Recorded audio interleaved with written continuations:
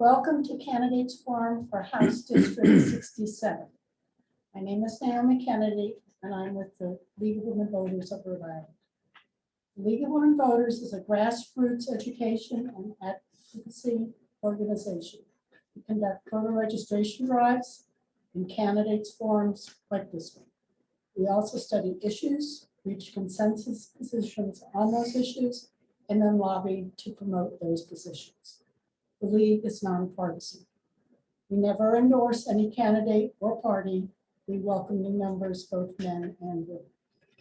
Our sponsors for this evening are the League of Women Voters of Rhode Island and the East Bay Media Group, which publishes local newspapers throughout the East Bay. The Barrington Times is one such paper.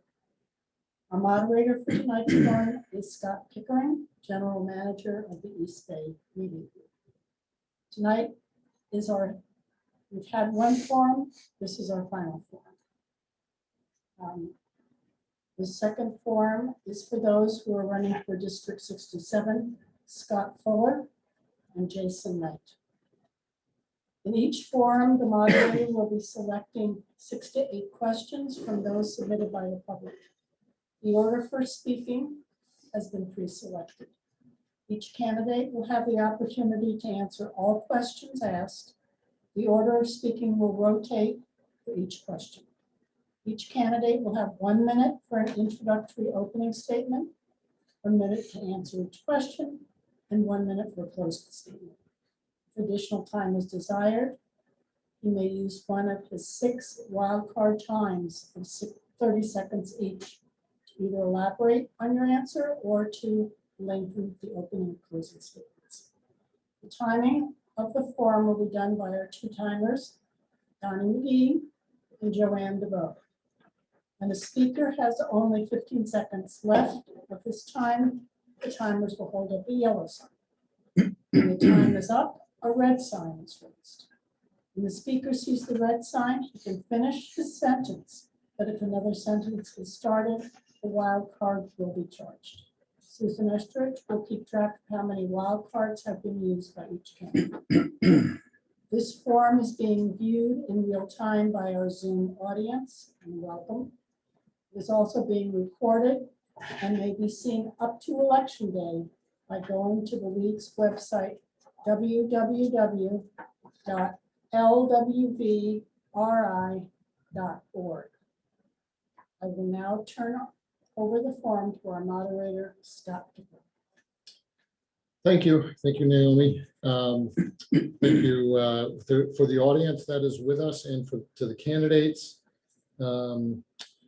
We have predetermined the order. Jason Knight, Democrat, will be our first to go. Scott Fuller, Republican, will be the second to go with our opening statements. I think you're familiar with the format. We're in a room at the Barrington Library with no live audience, just us and League volunteers and the candidates. And we are doing this live and in person, and you're watching live or recorded. So thank you for supporting democracy. Mr. Knight, we begin with you for your opening statement. Thank you, Scott, and thank you to the League of Women Voters for hosting this. Thank you for the East Bay Media Group for putting this on and allowing us to talk to you, the voters, as we get near Election Day. My name is Jason Knight. I'm the Democrat incumbent in the seat. I'm running for re-election. I was first elected in 2016, and I'm so pleased to be able to serve the people of Warren and Barrington in this role, and I can't wait to do it again. But just a little bit about me for those who don't know me. My roots are here in Warren, specifically, where my mother's family was. I was born here in Rhode Island. I grew up elsewhere, but moved back about 17 years ago, back to Barrington with my wife and 2 small children. And professionally, I'm a lawyer. I graduated law school in 2005, and I became a prosecutor with the Attorney General's office. And since 2010, I have been in private practice as a criminal defense lawyer. I'm also a veteran of the submarine service. I served in the United States Navy as an enlisted man from 1988 to 1996. And I'm very proud of my service. You can learn more about me if you wish at my website, jasonKnightRI.com. Thank you. Scott Fuller, your opening statement. Good evening, everybody, and thank you, Ms. Pickering. Thank you, ladies. Jason, thank you not only for being here, but I thank you for your 6 years of service. It's a sacrifice, family, job, and all that. Public service is an honorable thing, and I do sincerely thank you for it, for your 6 years. 50-year plus resident of Barrington, Rhode Island. My wife and I, all 3 children, are graduates of Barrington High School. We've lived in 4 homes, 6 Owingstone Road, 67 Bay Road is 2 homes I grew up with my parents. First house we purchased was 33 Anawamsket, and we now live on 23 Belvedere Avenue. We're the proud grandparents of 5 grandchildren, 1 granddaughter on the way in December, we hope, and 2 wonderful rescue dogs. Hobbies are pickleball, walking and training the rescue dogs, and reading, and apparently running for office as well. Tonight, I hope that at the end of this forum that you will see a very different philosophy, set of priorities in the role of government between me and Mr. Knight. And I thank everybody for the time. All right, we're going to start with our question and answer. Mr. Knight, we're going to begin with you. And we will begin with a familiar question. For those of you who've watched before, why are you a better candidate for this seat than your opponent? I'm going to speak for myself. Mr. Fuller has his own qualities and the voters will judge him on that. But for me, when I first ran for this office, my promise to you, the voters of Warren and Barrington, was that I would come and be a strong and independent voice for Warren and Barrington at the State House, that I would fight against the I know a guy culture that's up there and basically speak truth to power. And I have done that. We have, since I've been there, I've been responsible for vast improvements in transparency that have been up there along with some of my colleagues by fighting against the ingrained power structure. Also, I have worked on and passed significant laws in the areas of gun violence prevention, criminal justice reform, and public safety, particularly by improving the background check system for teachers and volunteers who work in religious schools and parochial settings. I'm very proud of that. Thank you. Mr. Fuller, why are you a better choice for this seat than your opponent? The Rhode Island General Legislature has been on a very different trajectory than I would have hoped it would have been on for many, many years. My background in not only public education, parochial education, and also 10 years in banking, I think gives me a very wide background, wide and deep background, and a very different background than Mr. Knight's, having lived in the district and having experience in public and private sectors. I think a different voice is needed up there, a voice that will value individuals, people, small businesses, seniors that are struggling to make ends meet. There may have been some effort up there to make it, but right now we're in crisis mode in Rhode Island, and I don't see the emphasis on what's needed up there relative to cost of living, people's wallets, energy prices, and small businesses. So I think the emphasis and the priorities of Mr. Knight and the government up there are not what I would look to see occur, and I would like to change those priorities and help real people, everyday lives, make a difference. Thank you. New question, Mr. Fuller, begins with you. The Equality and Abortion Coverage Act, if passed, would ensure that those covered by the state employee health insurance plan and people who get health insurance through Medicaid would have coverage for abortion. What is your position on this proposed legislation? Well, look, I'm pro-life. That said, I understand this is a pro-choice state. And I think the adoption of the 2019 bill was a little extreme. It was beyond Roe. I believe, like most Rhode Islanders, that there should probably be some sort of restrictions on a 3rd trimester. And in this particular bill, I don't think there should be any requirement for taxpayers to sacrifice any further money toward those ends. Mr. Knight.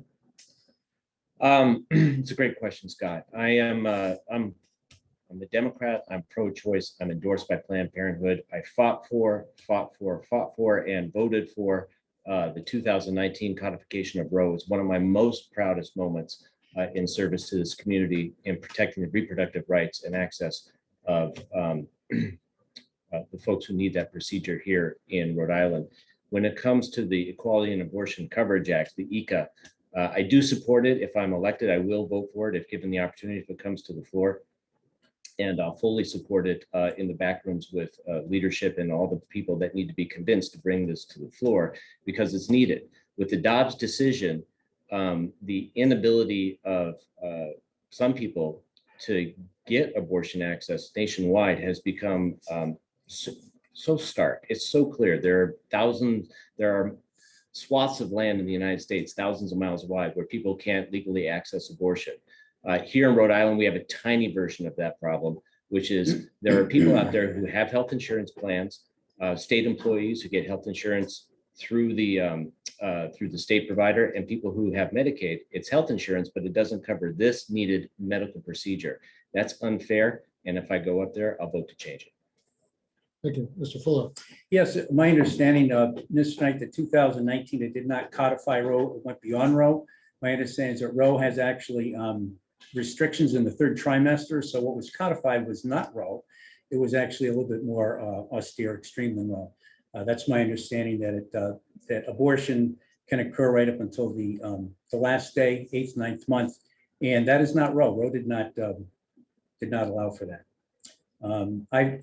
And then secondarily, I've never heard of a circumstance anywhere, any place, anytime where a woman has been unable to access an abortion in this state for the 50 years I've been here. It may occur, but it certainly has not been publicized. And I think most women who have need have been able to acquire an abortion on demand for almost any reason, anytime.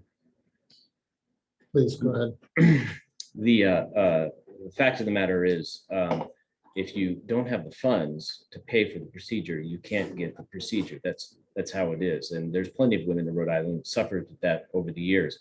With respect to the 2019 codification of Roe, that's what we say, but really what we did was we put into law the national abortion law that existed at the time under Roe and all the case law that came after it, including Casey. It is you absolutely, except in very limited circumstances for the health or for the life of the mother, you cannot do an abortion past fetal viability in the state of Rhode Island. That is what Casey and Rose said the law was prior to it being turned over by Dobbs. That's what we have in Rhode Island. My opponent is mistaken as to the facts. Okay, thank you. We'll move to a new question. Just to make sure everyone's aware, in the previous forum, I actually asked a little bit more questions. They were not using wildcards to the extent that you two already are. And I have actually extra questions here tonight, so I'm going to extend to 8 wildcards for each person to be used throughout the forums because we're probably going to need them. All right, new question, Mr. Knight, that begins with you. Are you in favor of any changes to Rhode Island's current gun laws? I am.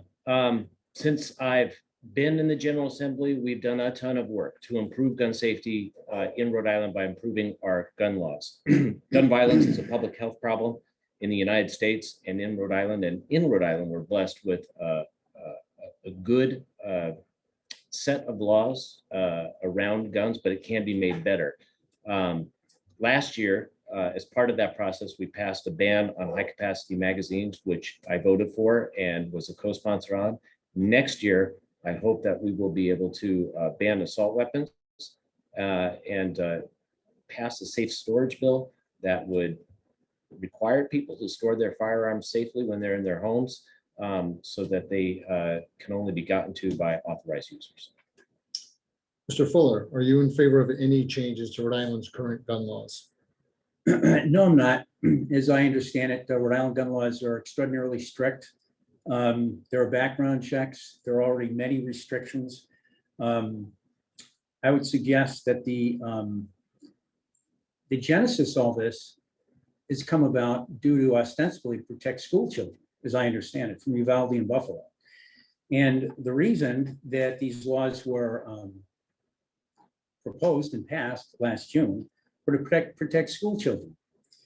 So my understanding is that whether it's carrying a long rifle publicly, reduction in the clips from 15 to 10 bullets, or prohibiting 18, 21-year-old from owning a gun will have zero effect on school children, zero. There is no proof anywhere, anytime. And I'd love to see some proof, even after a couple of years, that these actually protected school children, since this is ostensibly why these were passed. Now, I will say, it's important to me that we do protect school children. I was a principal and a vice principal in a public and private setting for 30 years, and protecting kids is important.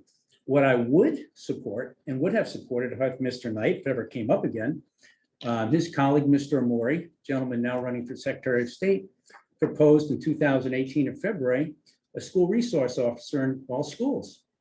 Congratulations, Mr. Amori. That bill did not pass. I was supported it then. If I'm fortunate to come and be a rep in the future, I would support it. Look, there's violence in all walks of society. We want to protect kids. We want to protect children. You need to protect them where they are, 6, 8, 10 hours a day. Gun laws aren't going to do it. But you know what? An armed, trained professional at every school has the best opportunity to protect kids. That's my goal, is actually protecting children and not coming up with some nebulous feel-good laws that may or may not protect anyone, because there's no data that says they will. All right, thank you. I don't know if he's, yeah, I think he wrapped up, right? I wouldn't give him the last wild card there. Okay. I do thanks. have any wild cards already? You used 4 already. Oh, okay. Yeah. Okay, let's go with 8. We got a short crew here. They're keeping tabs. All right, next question, Mr. Fuller, begins with you. The Act on Climate Law was passed in 2021 by the General Assembly. Its goal is to eliminate greenhouse emissions in Rhode Island by 2050. What is your position on this bill? Well, look, let me first say about climate change. I'm an environmentalist. A year ago, my wife and I studied this quite carefully. It was expensive, but we have 16 solar panels and we have an EV charger in our garage. I'm a believer in green energy. I'd love to see more of it. The problem right now is the Act on Climate is going way too fast and way too expensive. I think the 3 parts. I think you have to cover the part on emissions. So, I support a reduction in emissions, but not by 2050. Look, any law that we have passed on emissions will do 0 for climate, 0 for weather in this state. Emissions efforts should probably be a national policy. We know that China and India pollute far more than us. Our little piece of God's creation and going to 0 emissions here is going to do 0 for anybody here, but it will do one thing. It will impoverish Rhode Islanders, because the increase in cost, the monthly cost to get your electric bill this month, 47%, partly due to the Act on Climate. So the transition is way too quick. The expense is way too much. People can't afford it. So the emissions piece probably needs to be a national policy. I don't think it does much help here. Resilience, I'm a believer in climate resilience, so we should do things to protect our shorelines, maybe even riprap along seawalls. There's some vegetation that we can do to build up walls and to protect our shoreline and our coastal communities. I absolutely agree we should be doing that. But at the same time, there are things that are kind of common sense and can work, and there are other things that trying to reduce emissions just I don't think are going to be working. Look, I think that act, everybody claims, look, we were first to do this. We're first. Being first is not the goal. We want to be the best. We can't rush into this. This is a rush job.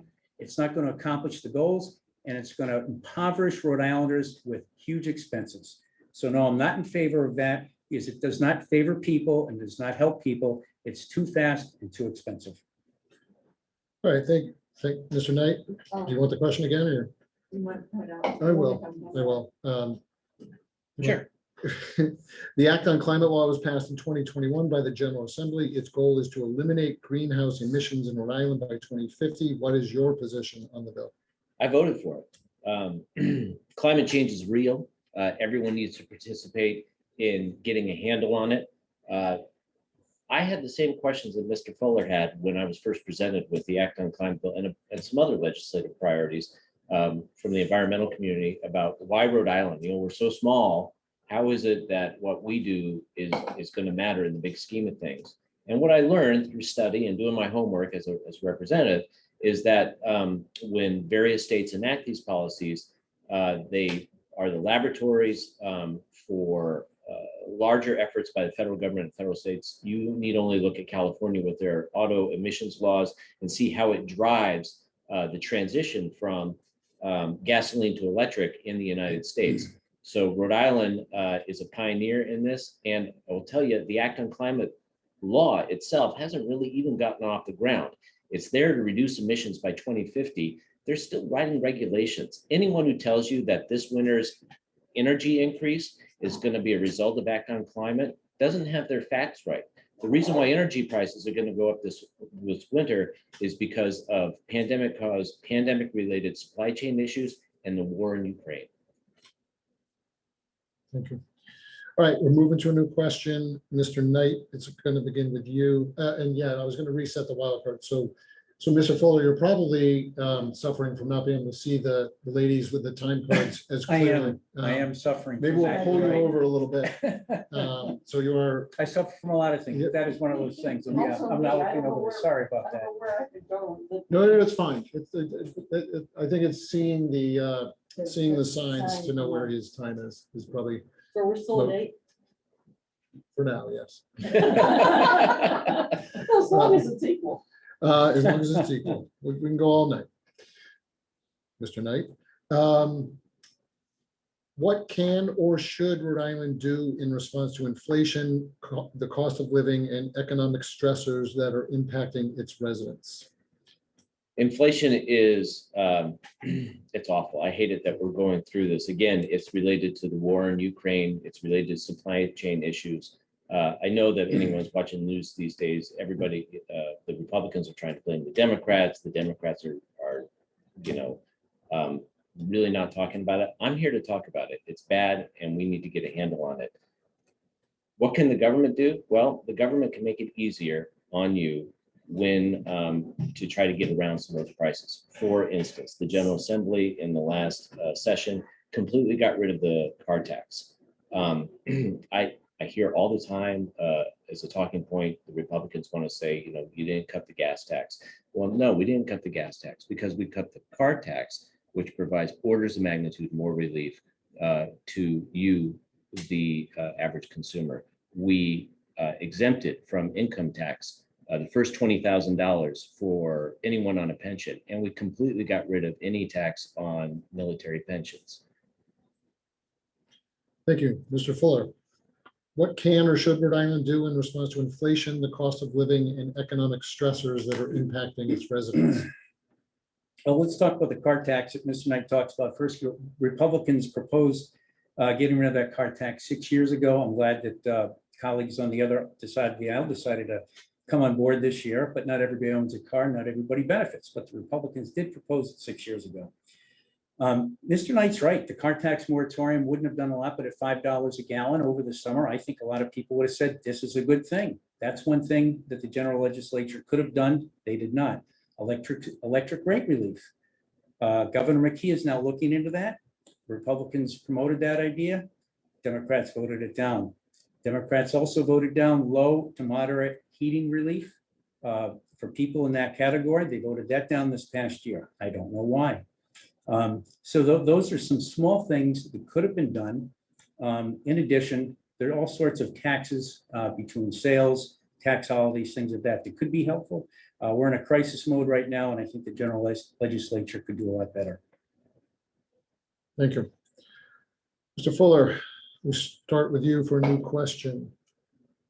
Do you believe Rhode Island has an affordable housing crisis? If so, what do you believe the state should be doing about it? Clearly it does. I do. And that would be certainly a goal that I'd like to participate in. Are we doing? Let's visit the history of that. The Affordable Housing Act has been around since about 1991. And the goal of 10%, communities to have at least 10% of low and moderate income housing. There are exactly 2 districts now, 2 cities, Block Island and Burrillville, that have met the 10%. 2. And this has been since 1991. So that's how many years? Has this been a successful endeavor? I don't think so. So I think we need to look at things that are very different, perhaps a market-driven approach. But look, this has been going on for 30-something years. 2 communities have reached that goal. In spite of all this, this is a one-size-fits-all bill that doesn't seem to be working. Perhaps we need to redistrict. We have coastal communities, farming communities, urban communities, suburban communities. Maybe we need to look at making goals by the type of community might make sense, and you might have different goals for different communities. But this one-size-fits-all with a top-down approach, with the housings are and all that, it doesn't work. Houses have gotten less affordable. Apartments are less affordable. I can use 2 more of those. Anyway, at this point, it hasn't worked. So is what the government's doing, trying to fix this by adding more money to a broken program? It's not working. So my thing is, yes, and by the way, there is professional testimony given at the State House. It says Montgomery County is about the size of Rhode Island. That's in Maryland. They have 1 housing authority for the entire district. Rhode Island has 25 housing authorities. How about we collapse them into one, a single one, and start over and look at some economies having a single housing authority, and then maybe breaking it out by the different types of districts that Rhode Island actually has. I know. I'm loaded. I got so many cards, my goodness. Well, you're actually out of them, but I'm out of them. Okay, I gotta stop talking. I'll tell you when to stop talking. Mr. Knight, same question. It's a great question, and Rhode Island can definitely do more. The General Assembly really took up the mantle of affordable housing in the last legislative session. And we did so much, I actually brought the list with me. The highlights are we allocated $250 million for affordable housing and addressing homelessness. We allocated $30 million for down payment assistance and $10 million in a special pilot project to look at a particular kind of public housing called social housing, so that we can put roofs over the unhoused. We relaxed zoning laws. We approved what's called accessory dwelling units or in-law apartments for existing structures, and got rid of some of the restrictions that have been in place that have prevented new roofs, basically new housing, to be constructed. And we can do even more. It takes an all hands on deck effort. I do agree with Mr. Fuller that we have to, if there's no one size fits all, that we have to be innovative, and we have to keep this top of mind and keep working at it till we chip away and improve our stock, which is the basic answer to the question. We need to build more houses. Thank you. All right, another question, Mr. Knight. We will begin with you. This is the longest question of the night. And I never know who submitted these questions. It could be one of you, because it all comes to me anonymously. So if I teed one of Mine you were up. short. Mine were short. Okay, then this was not you. I didn't submit any. I probably should have. Good. All right. Would have changed anything. So good. This will be fresh to both of you. There is a Rhode Island public education funding formula that provides more than $1 billion of state money each year to the city and town school districts and charter schools. The formula was phased in over a 10-year period. It claims to be fair and equitable. It has been challenged in court by Providence, Central Falls, Pawtucket, and Woonsocket. However, the courts dismissed the suit, saying that according to the Rhode Island Constitution, providing for schools is the responsibility of the General Assembly. Do you think the state constitution should be changed to enable the state courts to consider school finance cases? Yes, and I'm a co-sponsor on that bill. It's not good that my question was longer than your answer. Well, I will say this. We put in place I wasn't there when this happened, but the funding formula goes into place. It's the first time Rhode Island is really doing a funding formula to try to even out the funding and where it goes to various districts. It needs to be revisited. It needs to be tweaked. But at the end of the day, I am of the belief that only a constitutional amendment will really have the effect of getting the General Assembly truly off its behind and really commit to the idea that the quality of your education should not depend on your zip code. And a constitutional amendment that has teeth in court so that the courts can come around and basically tell the General Assembly what to do, I support that. Mr. Fuller, I'll skip to the end. Do you think the state constitution should be changed to enable the state courts to consider school finance cases? I agree with Mr. Knight. I do. I would also like to add, if I could, that it's unfortunate, I still think there should be some sort of regional, Bristol Warren many years, about 25, 30 years regionalized, and that was kind of a messy divorce with the state and Bristol Warren, and I think that some sort of recognition should be reinstated to those communities who try to invest in regionalizing and saving some money. I think that would be helpful too, whether it's them or Charahoe. And the other thing too, I think yes, I agree with Rep. Knight on that, is that I think one of the biggest sticking bugaboos for a lot of the education, the special needs piece of it. And I think that's terribly difficult. All you have to do is get 20 or 30 families in, move in. It could be any province, it could be Barrington, and the special needs kids, the per pupil goes up 3, 5, 8, 10,000 kids. So I think that piece of the funding formula needs to be looked at very carefully, because that can wildly fluctuate from family to family, town to town. Thank you. All right, next question. Mr. Fuller, it comes back to you. What are your opinions or reactions to how the state is spending billions in federal ARPA money?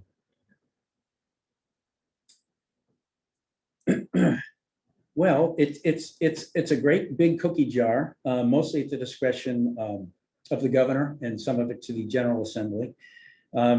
I think my biggest disappointment, the governor claims to be a small business governor, and I don't think much has been done during the pandemic for small businesses. Many were closed, many are still crushed, many restaurants, small businesses, I think goes back to the previous governor as well. So I would like to see more given to small businesses. I would like to see it given out probably more rapidly. And I think the other thing too is I think there probably should be some of it, if possible, because we know federal money has a lot of strings attached to it. A lot of it should be given over to a rainy day fund or something to address. There's about a $287 billion operating budget, long-term budget shortfall that has not been addressed though by this General Assembly or many General Assemblies. So I think some strategic placement of those funds, long-term, as long as we can, need to make that occur. But small businesses, strategic placement, and also relative to helping close the budget shortfall, which is about 280 some odd million this year. Thank you. Right. That's it. 10 wild cards. Am I getting kicked off the hour? Not, you won't have any additional time. I will cut you off if we run up against it. Same question, Mr. Knight, on the ARPA funds.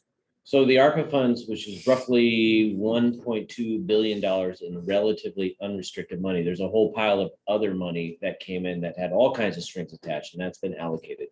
If memory serves, we've spent about $700 to $800 billion of that on a variety of projects across all walks of life in Rhode Island, particularly around our social safety net. We have dedicated tons of money to rehabbing Zambarano and the Eleanor Slater Hospital. We have distributed some of that money to attack homelessness, as I just said, $250 million, a big bite of it, and people with disabilities and group homes, that kind of stuff. Unfortunately, we can't put it towards budget shortfalls, just general budget, nor can we put it to pensions, because those are some of the rules. But the overall approach of the General Assembly is we want to invest in projects that are going to produce immediate good and not create an ongoing expense as a result of those projects.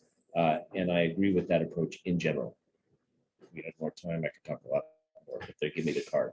Well, you can use more time if I'm you'd like. saving those. Okay. All right.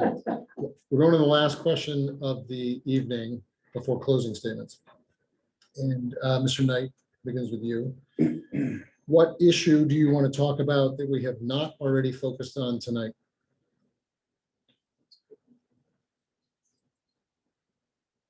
That was a good one. I will say this. I mean, I think the thing that I find most frustrating about Rhode Island, the Rhode Island government, is that we tend to get pulled in 1,600 directions all at once. And sometimes we really do have champagne tastes and beer budgets. We need to recognize the fact that our strengths are that we're small and that we can be nimble. So therefore we must be small and we must be nimble. And I think that we need to really improve the governance of Rhode Island by looking at the pieces of Rhode Island government that are in place and asking ourselves the hard questions. Are they working? If they're not working, why aren't they working? And can they be fixed? Is it something that we should be doing? I think by getting back to basics and really concentrating on the things that government is supposed to be about, public order, education, infrastructure, and a good, solid social safety net, I think that we can make Rhode Island better for everyone who lives here, make it more attractive for people to move here, thus solving a lot of the what are you going to do to attract businesses kinds of questions. Get away from these crazy corporate welfare plans that have popped up sometimes with marginal track records. I mean, everyone does, no one wants to talk about 38 studios anymore, but it was a lot of money, and imagine if that money had been invested in DCYF. That's the kind of feedback loop we need. That's the kind of improvement in governance we need. And that all really comes down to the quality of people we put in government. Mr. Fuller, what issue do you want to talk about that we haven't talked about already?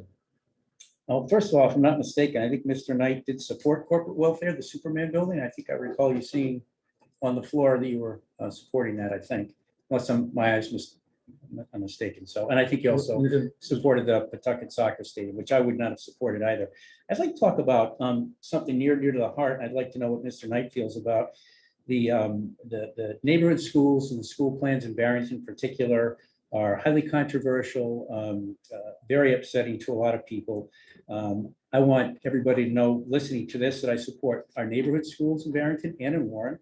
I do not support the state takeover of any property under any circumstances. I support local control of all properties, even if something is abandoned, such as a school. And I do oppose the Soames 2B plan wholeheartedly. So I think people should know that. And that's something I would like to have talked more about. It's very near and dear. And it's a very expensive proposition to the tune of perhaps $250 million if it moves forward there. Thank you. Thank you. Man, You may. I'm glad Mr. Fuller brought up Tidewater and the Superman building, because the General Assembly did not vote on those two issues at all. There were no votes in the General Assembly specific to Tidewater or Superman. That money, those deals were made by Commerce and Governor McKee and the former Secretary of Commerce, Mr. Pryor, with monies allocated by the General Assembly over my objection to various programs that Commerce Department runs. They cobbled together an aid package for Superman. They cobbled together an aid package for Tidewater. We never voted on those projects specifically. Thank you. All right, we are moving to our closing statements. We went wild with the wild cards. So we went beyond the boundaries of what we said we would, wild and crazy stuff. Mr. Knight, you have a closing statement of up to 1.5 minutes. You may begin. Thank you. And I really do appreciate the opportunity to be here and speak with you, Mr. Pickering and Mr. Fuller. And it's been a privilege to serve these two communities. It's been really fulfilling, and I'm very proud of the work that I've done to push back against the status quo, frankly, improve transparency, and really fight against the I know a guy culture up there. It's what I promised to do when I came in, and it's what I have done. And if I'm fortunate enough to be reelected, I will continue to do. I'm looking forward to continuing to work on this affordable housing problem. I think it's one of the top level problems that we have in the state, education as well. And I want to, obviously, I want to continue the work to protect reproductive access and do the good work for Rhode Islanders across all kinds of areas of public policy. But I'll tell you what, the biggest thing I want to do is to look out for the voters of Warren and Barrington personally. There is nothing better about this job than when somebody calls you up some afternoon or some morning and catches you and says, Jason, I got a problem. I need this, I need that. I got to cut through the red tape. I can't do it. I can't get it done. And we're able to fix those problems and provide direct relief. That is, that's the best part of this job. The big, giant version of that is those East Bay bike path bridges. And I'm so proud that we have kept up the pressure to get the commitment out of DOT to keep those to have them built, and we'll keep up that pressure. Thank you. Mr. Fuller, you have a minute for your closing remarks. Not a minute and a half? Nope, So I have to talk that much quicker? correct. Oh, boy. I've walked nearly 95% of both districts. In Warren, I found their major concerns are they feel they're orphaned. They feel they've been abandoned for 6 years. And they also feel, how am I going to fill my oil tank this winter? Cost of living are huge. Barrington, they have cost of living concerns, but their concerns are also about their local schools and neighborhood schools. What would I do? Imagine a teacher being fired over religious exemption for a back status. I spoke to those folks. I spoke to small business folks that look at getting big business getting Superman deals, the Bostock Stadium, and they get a peanut. I look at senior citizens on Social Security, and they get their electric bill this month, and it's a 47% increase, no thanks to the General Assembly or the Act on Climate.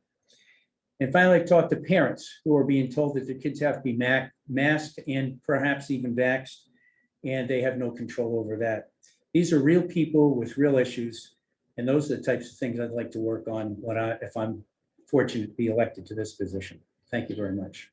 All right, thank you. Thank you both. That concludes the forum. I'm going to take, we've run long, but I'm going to take 2 minutes on the soapbox for myself, as I did last night at a different forum, to recognize the candidates who came and took part in this. Do you want a card? No, Oh. I get all the wild cards I want. Okay. Across the region, we work with the League of Women Voters to put together a lot of these forums all through the East Bay. And we do it for the purposes of democracy, to get to understand who's running for office, what they stand for. And the League is certainly a nonpartisan organization that does this in the public interest, and we work with them. And it's been frustrating this season to have many candidates decline to participate in these, unable to find the work schedule to accommodate it, or in some cases, an entire slate decline to participate. And so for the candidates that are here tonight, the candidates from District 66 and all the others, I thank you. I think it is in the public interest to do this. I think it is in the public interest to show yourselves and answer questions. And it's not an easy thing to do, to be, not prepared and thrown on the spot to answer questions. And so I give credit to both of you for showing up and doing this. I give credit to the others, and I would encourage other candidates who didn't see the same value in it to reconsider that. So that's my own little comments. But again, thank you both. Thank you to the audience who was with us. And as we say, don't forget to vote, right? All right. Thank you. Thank you. Thank you.